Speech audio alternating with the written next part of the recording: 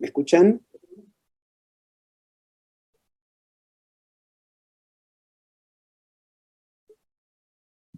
Buenas tardes, doctor. Buenas tardes, doctor Cohen. Hola, buenas tardes. Muchas gracias por la invitación. Es un placer estar con ustedes. Quiero hacer solamente una aclaración. En la presentación yo terminé haciendo 2 residencias. Mi primera residencia en neurología fue en el Ramos Mejía, del cual tengo espectaculares recuerdos. Entonces, bueno, muchas gracias nuevamente por la invitación para participar en estas jornadas. Como recién comentabas, mucho de mi trabajo ha sido en el área de neurofisiología, con distintos grados de aplicación a la clínica. Entonces, lo que voy a tratar de hacer ahora es de compartir con ustedes algunos de los mecanismos que son considerados importantes en la rehabilitación neurológica y establecer algunos vínculos con algunas de las posibles intervenciones terapéuticas que cada uno de estos mecanismos propone. Entonces, vamos a empezar. Creo que pueden ver la diapositiva, ¿correcto? Se ve perfectamente. Muchas gracias. Entonces, les voy a contar un poquito del presente y después vamos a poder especular juntos tal vez sobre el pasado y tal vez, más importante, sobre el futuro. ¿Pueden ver el cursor en rojo? ¿O se pierde?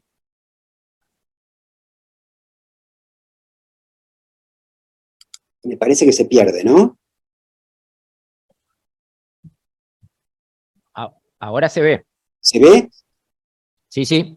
Perfecto, perfecto.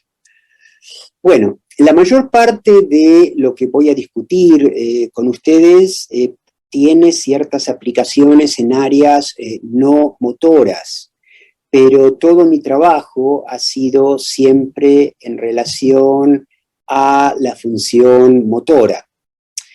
Y los mecanismos de rehabilitación que voy a discutir con ustedes hoy están un poco estratificados de acuerdo al grado de recuperación motora de los pacientes. La asunción, y pido disculpas de que las diapositivas están en inglés, o sea que si es necesario, párenme en cualquier momento para aclarar algo.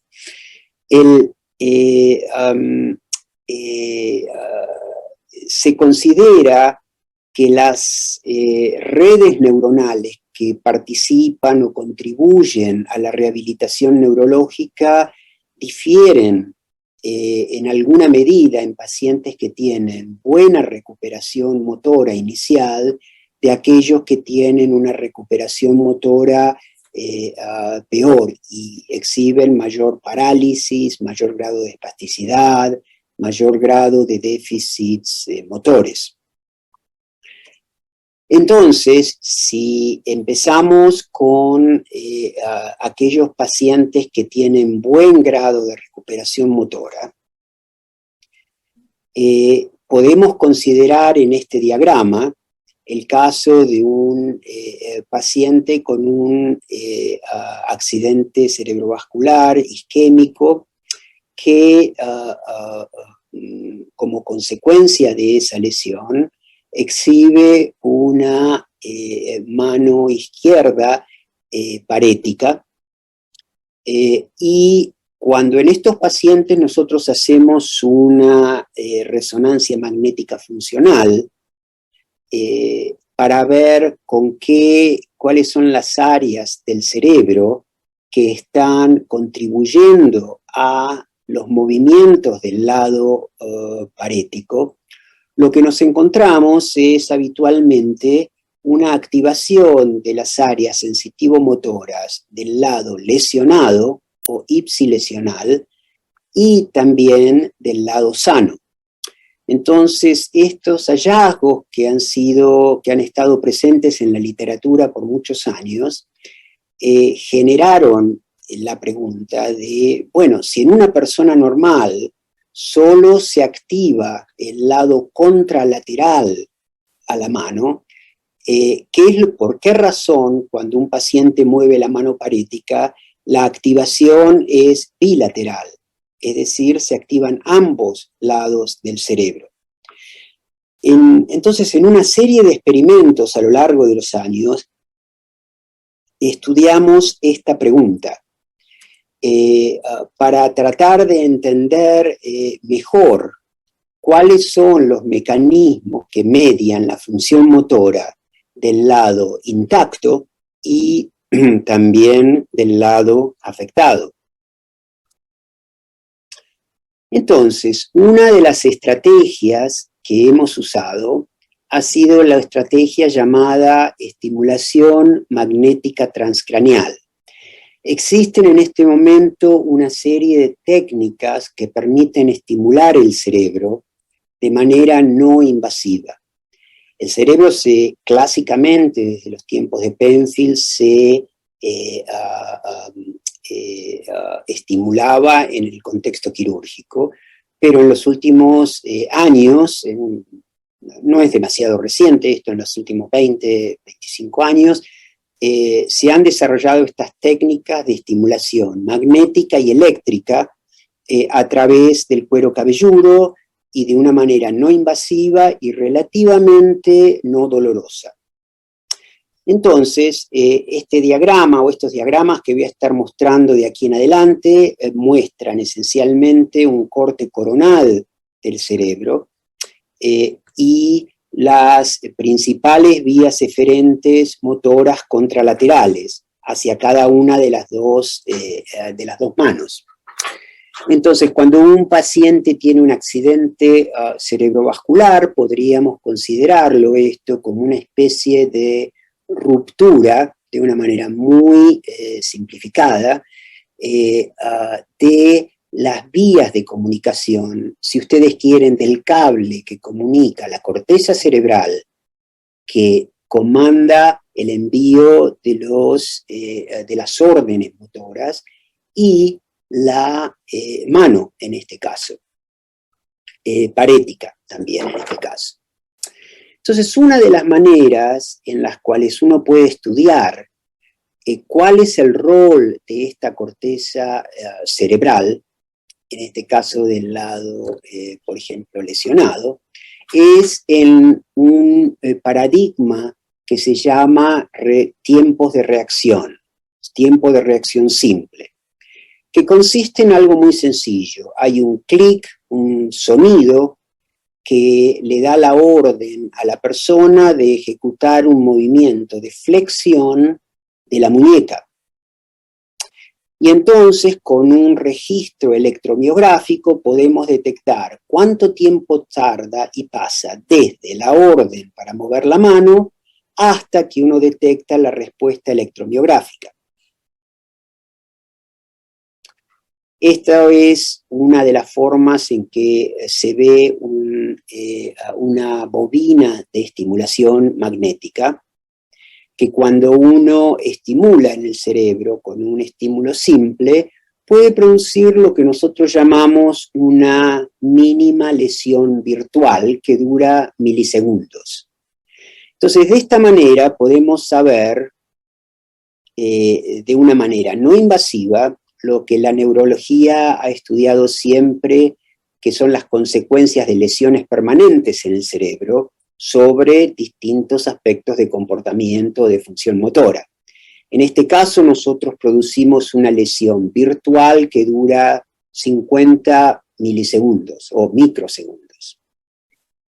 Y entonces, si esta zona del cerebro que estamos estimulando aquí contribuye a este tiempo, a procesar este movimiento de la mano en reacción a la orden de moverse, lo que uno va a detectar es que esta respuesta electromiográfica puede retrasarse. Entonces, de esta manera nosotros estudiamos cuál es el rol de la corteza motora del lado de la lesión en la recuperación motora de la mano. ¿Cuál es la hipótesis? Bueno, si esta corteza está contribuyendo al movimiento de la mano y uno transitoriamente la está lesionando, entre comillas, lo que uno va a detectar es este retraso en el tiempo de reacción. Y eso es exactamente lo que hemos visto en pacientes con accidente cerebrovascular crónico y buena recuperación. Es decir, que la corteza ipsilesional del mismo lado de la lesión es la red neuronal más importante en mediar el comportamiento de la mano parética recuperada.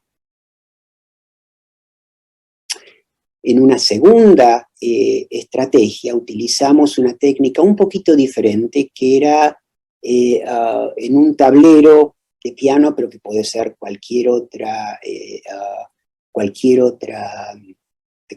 características, evaluar la forma en que la mano parética, por ejemplo, puede ejecutar sencillamente presión sobre ciertas teclas en el teclado. Y entonces uno puede ver exactamente con el mismo principio cuáles son las consecuencias de una lesión virtual de esa corteza del lado de la lesión sobre la performance de la mano parética. Es decir, exactamente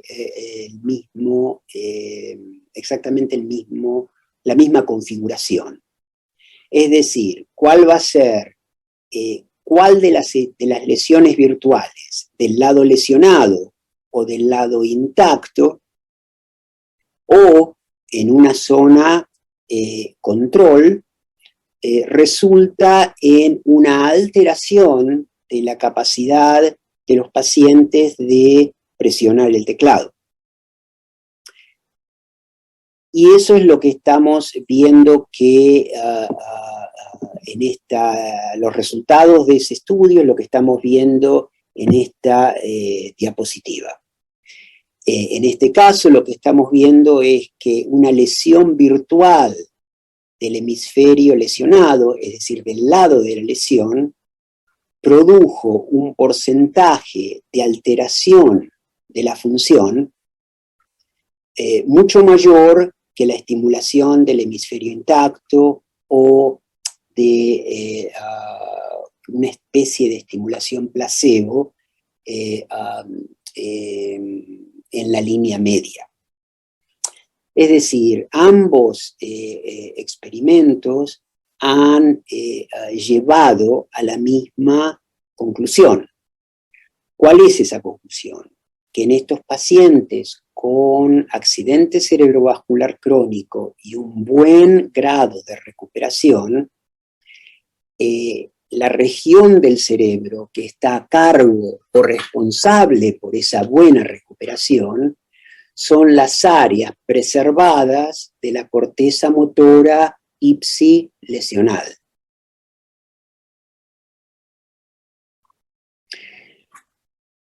En otras palabras, que la recuperación motora de la mano parética en estos pacientes es dependiente de una neuroplasticidad en el hemisferio afectado, que aquí está indicado como con una flecha apuntando hacia arriba, como que esta zona del cerebro está fundamentalmente reorganizada para poder compensar y permitir la recuperación de esa mano parética.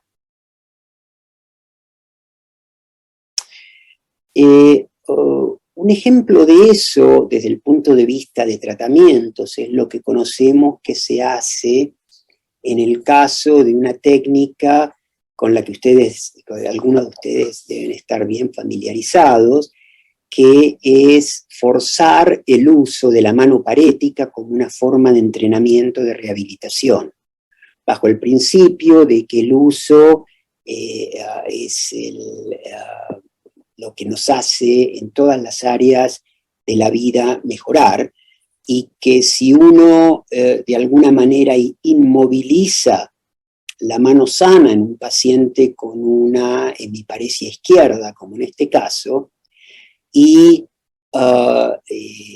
lo hace usar solamente, o le permite usar solamente la mano parética, eso va a generar un grado de reorganización en la corteza del lado lesionado que va a mejorar la función motora. Y eso es en realidad lo que pasa en este tipo de tratamiento, que se llama, en inglés se llama Constraint Induced Movement Therapy, pero que sencillamente y conceptualmente lo que es inmovilizar el lado sano para que no pueda ejecutar tareas de vida cotidiana este paciente con la mano sana, y forzar el uso y la práctica de la mano parética.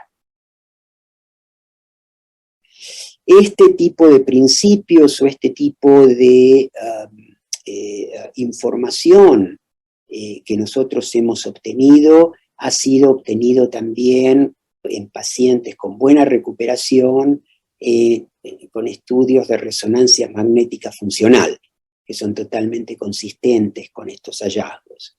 Nuevamente, estos son principios que se aplican en pacientes con buena recuperación neurológica.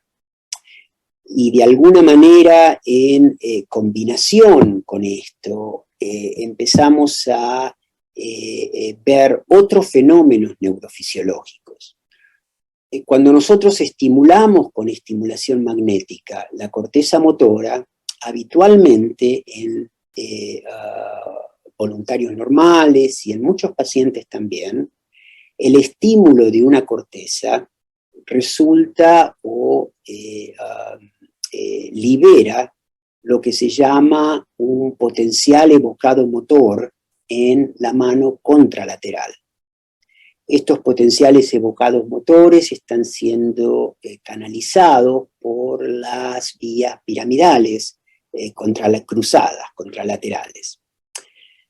Un hallazgo interesante es que cuando en la mayoría de los sujetos normales las respuestas a la estimulación magnética son solamente contralaterales, en la mano contralateral, en pacientes con accidentes, en algunos pacientes con accidente cerebrovascular, en realidad, no en quienes este cable del cual les hablaba antes está interrumpido, por lo tanto no hay una respuesta motora contralateral. Doy un poquito de marcha atrás en esto. Comienzo nuevamente este slide porque dije una cosa equivocada. En pacientes, luego de un accidente cerebrovascular, uno de los fenómenos que en algunos pacientes existe es que cuando uno estimula el lado sano, aparece no solamente una respuesta contralateral, que se llama potencial evocado motor, sino que también aparece en la mano parética una respuesta ipsilateral. Estos potenciales evocados motores ipsilaterales son mayoritariamente anormales en los adultos. Están presentes, por ejemplo, en los chicos antes de llegar a la adolescencia, cuando todavía las vías piramidales no han sido totalmente decusadas y la mielinización no se ha completado. Pero en la adultez son muy, muy raros, pero en estos pacientes ocurren. Entonces, la existencia de esta comunicación entre el hemisferio sano y la mano parética sugiere la posibilidad de que este hemisferio sano en algunos pacientes pueda jugar un rol contribuyente a la poca recuperación que tienen. Curiosamente, estos potenciados motores ipsilaterales son mucho más prominentes, son mucho más frecuentes en pacientes con recuperación motora muy pobre que en aquellos que tienen una. Esto llevó a la pregunta de cuál es el rol del hemisferio sano en estos pacientes con recuperación motora pobre. Porque, como discutíamos en la primera parte de esta charla, en pacientes que se recuperan bien, esencialmente la recuperación se hace sobre la base de la neuroplasticidad del hemisferio afectado. Pero en estos pacientes con recuperación pobre, tal vez el hemisferio sano esté jugando un rol más importante. Y hay datos que realmente apuntan en esta dirección. Y entonces la pregunta que surge en esto es, o la hipótesis que surge en esto, es que en el caso de pacientes con accidente cerebrovascular y buena recuperación, la mayor parte de la evidencia apunta a que esa recuperación descansa sobre la reorganización del lado parético, mientras que en pacientes con recuperación pobre hay un grado, en estos pacientes el hemisferio afectado realmente contribuye muy poco, y existe la pregunta de si hay una importante contribución del hemisferio sano. ¿Cómo estudiar cuál es el rol del hemisferio sano? Bueno, esto es un trabajo que hicimos en el cual estaba basado en el concepto de inhibición interhemisférica. Tanto en áreas motoras como en áreas de atención, de visión, etc., se sabe que cada hemisferio ejerce un grado, una influencia inhibitoria sobre el hemisferio opuesto. Y que todo lo que hacemos en nuestras tareas motoras, de atención, de visión, requieren un balance de esas interacciones interhemisféricas. Ahora, cuando hay un accidente cerebrovascular, algo que puede ocurrir es que la influencia del hemisferio afectado sobre el hemisferio sano puede disminuir por la lesión. Entonces, si volvemos a la resonancia magnética que yo había mostrado un poco más temprano, en la cual tenemos dos áreas de activación del cerebro, tanto en el hemisferio sano como en el hemisferio afectado, uno puede formular la pregunta, ¿cuál es el rol de esta activación en el hemisferio sano en relación a las funciones motoras de la mano parética? Y una hipótesis posible es que este hemisferio sano esté ejerciendo una influencia inhibitoria exagerada sobre el hemisferio afectado, y que en lugar de ayudar a los movimientos de la mano parética, los estén empeorando, porque está aumentando la inhibición de este hemisferio dañado. Entonces, este es un estudio que hicimos utilizando una técnica neurofisiológica que usa estimulación transcraneal magnética. Un estímulo condicionante se libera sobre el hemisferio sano y 10 milisegundos más tarde se estimula el hemisferio afectado. Y luego se mide el efecto de este estímulo condicionante sobre el potencial evocado motor. Y esto lo hicimos cuando los pacientes estaban empezando a mover la mano. en un paradigma que es un paradigma de tiempo de reacción simple. Entonces, estábamos evaluando cuál era la influencia del hemisferio sano sobre la capacidad de ejecutar un movimiento en la mano parética. Y entonces esto es habitualmente lo que uno ve en voluntarios normales. En la abscissa están mirando el tiempo del comienzo del movimiento, luego de la orden de moverse, que es en el tiempo cero. Entonces, en voluntarios normales, habitualmente el movimiento ocurre donde está esta línea vertical, unos 150 milisegundos más tarde. Y si uno evalúa la influencia inhibitoria de un hemisferio sobre el otro, lo que ve es que cercano al movimiento de la mano, la influencia de un hemisferio sobre el otro es facilitatoria. Es decir, ambos hemisferios trabajan juntos para que yo pueda mover esta mano. Pero en pacientes lo que ocurre es que el hemisferio intacto no llega a facilitar el movimiento como en los voluntarios normales, sino que lo inhibe. Ustedes ven que sigue esta influencia inhibitoria en comparación. Eso lo que quiere decir, lo que documentó, es que cuando un paciente con un accidente cerebrovascular quiere mover la mano parética, hay un efecto inhibitorio exagerado del hemisferio sano sobre el hemisferio afectado.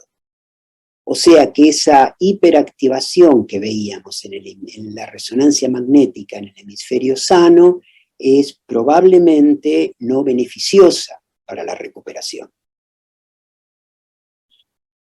En otras palabras, lo que parecería ser en estos pacientes es que el hemisferio sano está ejerciendo un rol relativamente deleterio en la recuperación de la mano parética. Estos son pacientes con recuperación moderadamente buena, no son los pacientes con peor recuperación. Y entonces el cuadro que empieza a aparecer tanto en la corteza motora primaria como en la corteza premotora dorsal, que es otra área motora muy importante, es que la recuperación de los pacientes que tienen relativamente buena función depende esencialmente de reorganización en el hemisferio afectado, mientras que en pacientes que tienen pobre recuperación descansa en mucha mayor medida sobre la función del hemisferio intacto. Pensé que esto no es tan importante, pero esta es la parte quizás más interesante de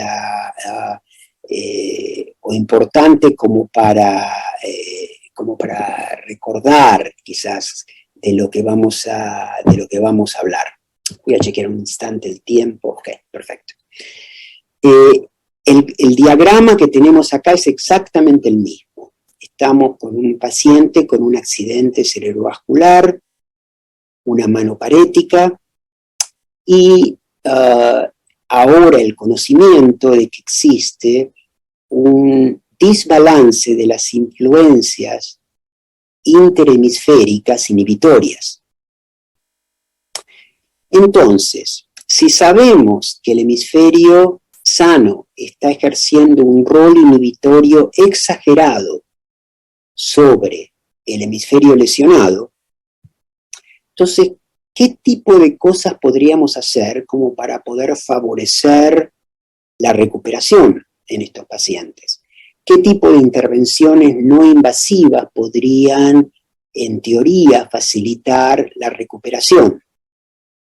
Bueno, una de ellas, obviamente, en el caso de una mano parética, es la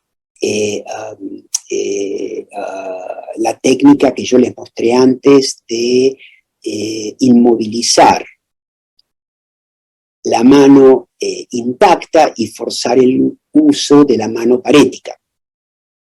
Y esto es una de las hipótesis importantes, porque cuando nosotros forzamos el uso de la mano parética, estamos incrementando la neuroplasticidad del lado afectado.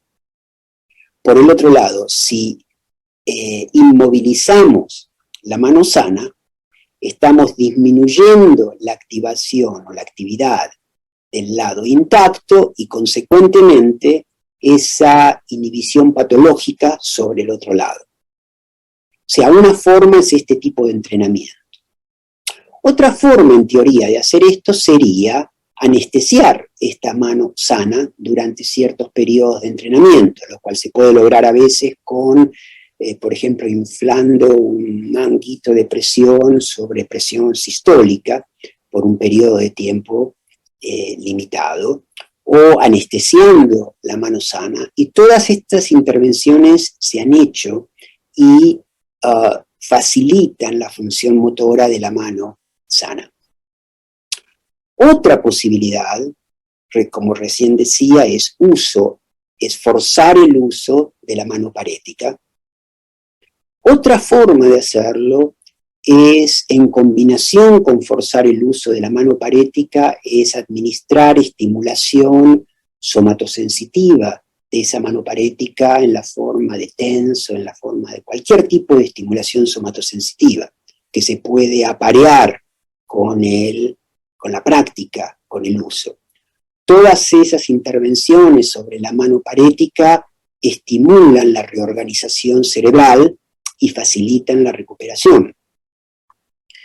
Si miramos al cerebro, ¿qué podemos hacer a nivel del cerebro? Entonces, una forma es administrar formas de estimulación no invasiva que aumenten la función de este hemisferio lesionado. Y eso se puede lograr con estimulación transcranial magnética, con estimulación de corriente directa, con estimulación con corriente alternante. Hay distintas técnicas. Pero la idea es que incrementando la función del hemisferio afectado es una de las maneras de ayudar en la rehabilitación o en la neurorehabilitación. Alternativamente, otra posibilidad es administrar alguna forma de estimulación inhibitoria sobre el hemisferio sano, que también se ha hecho y que también contribuyen a mejorar la función de la mano parética. Es decir, este principio de inhibición interhemisférica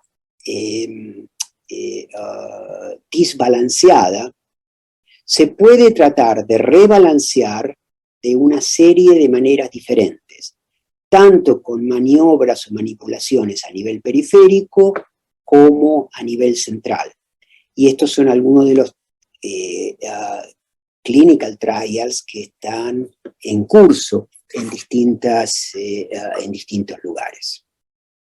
Entonces, esto les daría una idea de cómo tratar de desarrollar terapéuticas que puedan ser basadas en una comprensión de mecanismos de rehabilitación. Y muchas de estas se traducen en otras formas de rehabilitación también, como ciertas formas de rehabilitación en pacientes con mayor daño motor, que se focaliza en ejecutar movimientos con ambas manos para aprovechar el fenómeno de movimientos en espejo, por ejemplo, que también genera un grado de plasticidad importante. Yo diría que hasta aquí presentaría para dar tiempo para poder discutir estas cosas, hacer preguntas y charlar un poquito. Muchas gracias. Muchas gracias. Muchas gracias, doctor. Muy claro, y lo primero que se me ocurre escuchándolo es que ya uno puede hablar de lesiones únicas, pero no de pensar que son efectos tan directos como cortar un cable en casa. Evidentemente hay toda una reorganización cerebral y hay cambios que exceden la lesión presuntamente única.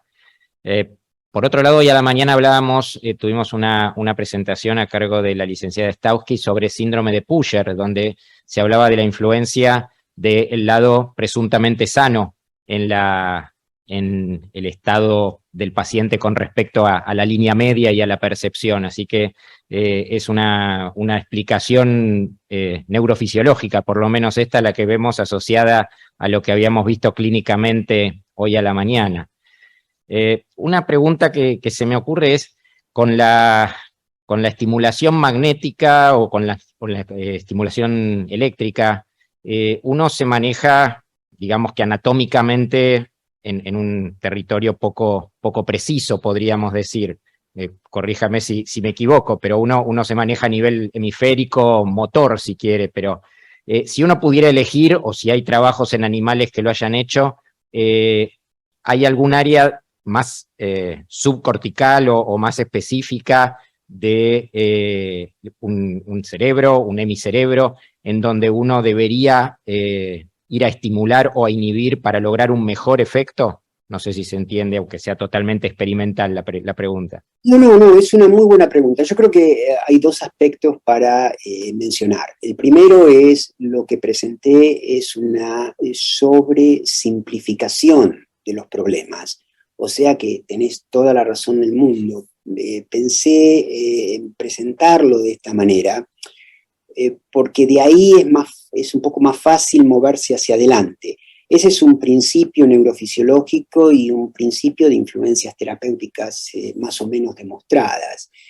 La realidad es que nunca existe una lesión única. La realidad es que los movimientos no están mediados por una sola zona, corteza motora primaria, por ejemplo, sino que son la función de redes neuronales distribuidas sobre distintas regiones, en las cuales cada una de esas regiones contribuye de una manera diferente. Y luego de una lesión, lo que ocurre es que la contribución de cada una de esas regiones se rebalancea. Estas técnicas de estimulación a las que yo me refería, no invasivas, tienen la virtud de que existen y tienen el problema de que estimulan predominantemente regiones corticales superficiales, por lo menos hasta ahora, de manera no invasiva. Han empezado a haber algunos estudios con algunas formas de estimulación que permiten llegar a estimular regiones que son cruciales en áreas del aprendizaje y de la recuperación también, como por ejemplo el estriado, regiones que son mucho más profundas. Nuevamente, como decía, incluso el cerebelo, como estabas comentando un poquitito más temprano. El problema en estas situaciones es que en general nosotros sabemos, por la falta de focalidad, sabemos de la estimulación, sabemos cuál es nuestro target, cuál es nuestro objetivo de estimulación, pero también sabemos que esa estimulación que liberamos en una zona en particular se transmite por vía transináptica al resto de la red. O sea que aunque la estimulación es relativamente local, la activación neuronal que produce es más diseminada y transináptica. Todavía, yendo al centro de tu pregunta, falta tiempo para que sea posible estimular con precisión y de manera no invasiva en humanos áreas profundas. En animales, en modelos animales, técnicas como estimulación optogenética y ese tipo de estrategias dan otras posibilidades y ciertamente han demostrado el rol de esas áreas en el proceso de recuperación. Perfecto, muchas gracias. Y la otra pregunta que le quería hacer, que en realidad sabía que excedía el el título de la charla, pero no quería perderme la posibilidad de hacérsela, es ¿qué tipo de efectos en la neuroplasticidad hay en pacientes con lesiones por un accidente cerebrovascular versus pacientes con lesiones por un traumatismo de cráneo, por ejemplo? Ni hablar ya de enfermedades degenerativas, pero me refiero a los mecanismos de neuroplasticidad. En el caso de traumatismo de cráneo y ACV, por ejemplo, ¿son diferentes, usted diría? Sí, definitivamente. Lo más probable es que haya algunos que sean comunes. Por ejemplo, compensación, que no es una forma de neuroplasticidad, sino es más una forma de adaptaciones, pueden ser parecidos. Pero las lesiones son totalmente diferentes. Las lesiones secundarias a traumatismo de cráneo son muchísimo más diseminadas y difusas. Predominantemente, bueno, como sabemos, en sustancia blanca. En caso de accidente cerebrovascular tienden a ser mucho más focales y los déficits tienden a ser mucho más claros y restringidos. Se sabe muy poco de neuroplasticidad después de traumatismo de cráneo. Es una cosa muy intensamente estudiada. Lamentablemente la intensidad ha salido de la guerra, ¿no? De las distintas guerras, pero no se sabe lo suficiente. En realidad se sabe muy poco, son definidamente distintas. Perfecto. Bueno, doctor, yo le quiero agradecer muchísimo la predisposición, la claridad. No siempre es fácil transmitir a todo un auditorio que es muy heterogéneo, pero creo que llegó perfectamente el concepto y la idea. Le agradezco muchísimo la conexión y bueno, estamos en contacto seguramente para volver a agradecerle. Muchas gracias, doctor.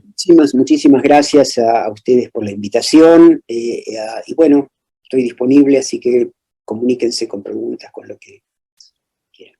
Buenas tardes. Mil gracias.